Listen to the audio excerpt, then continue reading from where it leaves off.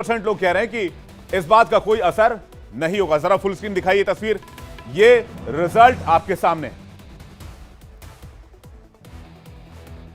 लेकिन इसके साथ साथ प्रधानमंत्री जब ये कहते हैं कि वो वहां से सोचना शुरू करते हैं जहां विपक्ष की सोच रुक जाती है, तो उस बात का एक और प्रमाण सामने आया था। इसकी एक छोटी खबर कल हमने आपको दिखाई थी कि प्रधानमंत्री अब तक 140 करोड़ भारतीयों से अपने मन की बात करते थे, लेकिन अब यह संवाद डबल हो गया है, यानी कि डुअल कम्युनिकेशन वाला हो गया है।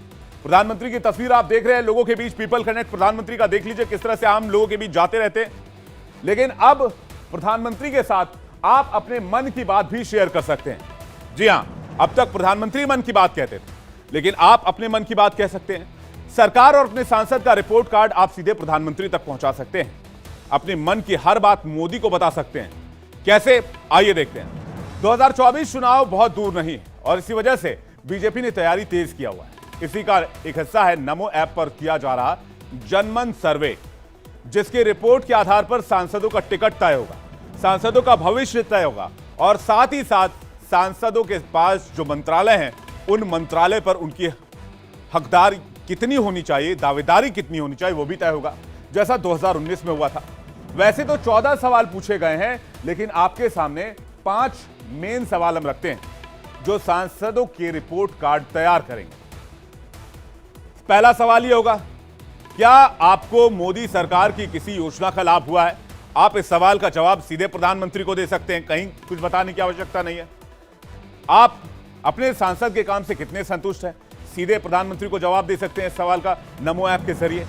अपने निर्वाचन क्षेत्र के 3 सबसे लोकप्रिय बीजेपी नेताओं के नाम बताइए। इससे भी सांसदों के टिकट तय किए जाएंगे, यह भी कहा जा रहा है। मतदान करते समय आपके लिए कौन सा मुद्दा प्रमुख है, यह भी इसमें पूछा गया है। इसको लगा के 14 सवाल पूछे गए हैं और 14 सवालों की डिटेल सीधे प्रधानमंत्री मोदी के पास जाएगी। यानी प्रधानमंत्री अब लोगों से डायरेक्ट संवाद कर रहे हैं। कोई दूसरे और तीसरे की कहा सुनी वाली बात नहीं, पूरी पक्की और सच्ची रिपोर्ट प्रधानमंत्री के पास होगी। यानी आपके सांसद के बारे में सवाल पूछे जाने के बाद आपसे संभावित नाम भी पूछे जा रहे हैं, जिसमें आपको अपने इलाके के 3 लोकप्रिय बीजेपी नेताओं के नाम लिखने हैं। अब आपको दिखाते हैं कि जिसमें आपके सामने कोई ऑप्शन नहीं आएगा, बल्कि आपको खुद ही लिखकर तीनों नाम भरने होंगे। अगर वो नेता लोकप्रिय है तो उसका कोई विकल्प नहीं है। ये तस्वीर जो आप देख रहे हैं, इंटर लीडर 1, लीडर 2, लीडर 3, ये देखिए, लीडर 1, लीडर 2, लीडर 3, कोई विकल्प नहीं है। आपको अपने इलाके के लोकप्रिय नेता का नाम इन तीनों कॉलम में भर देना है, 3 अलग अलग नेताओं के नाम।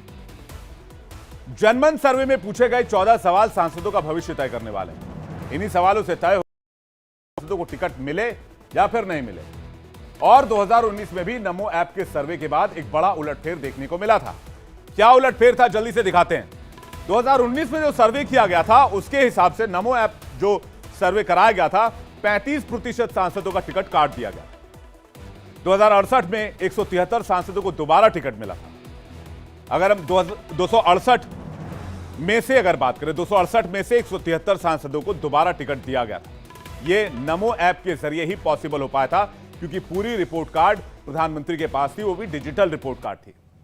नमो ऐप पर अभी देश भर के करीब 2 करोड़ यूजर हैं, जिनमें से अगर आधे भी सर्वे में पार्टिसिपेट करते हैं तो इस आंकड़े से एक अच्छा डेटाबेस तैयार किया जा सकता है, जो टिकट बंटवारे में, सांसदों की रिपोर्ट के बारे में, सरकार की योजनाओं के बारे में, एंटी इनकम्बेंसी के बारे में, महंगाई बेरोजगारी के बारे में, सांसदों के काम के बारे में, सभी जानकारी केंद्र सरकार तक पहुंचा देगा, प्रधानमंत्री मोदी तक पहुंचा देगा। नमो ऐप पर 2016 के बाद, नोटबंदी के बाद भी सर्वे किया गया था। 2018 में मध्य प्रदेश, राजस्थान और छत्तीसगढ़ के 3 बड़े राज्यों में बीजेपी को हार का सामना करना पड़ा था, जिसके बाद नमो ऐप के सर्वे के आधार पर ही किसान सम्मान निधि, सामान्य श्रेणी के आर्थिक रूप से कमजोर लोगों को आरक्षण की शुरुआत की गई। यानी नमो ऐप के जनमन सर्वे को 2024 के लिए ट्रम्प कार्ड माना जा रहा है और इस सर्वे के जरिए आप अपनी बात सीधे मोदी तक पहुंचा सकते हैं, अपने सांसद की हर एक रिपोर्ट मोदी तक पहुंचा सकते हैं।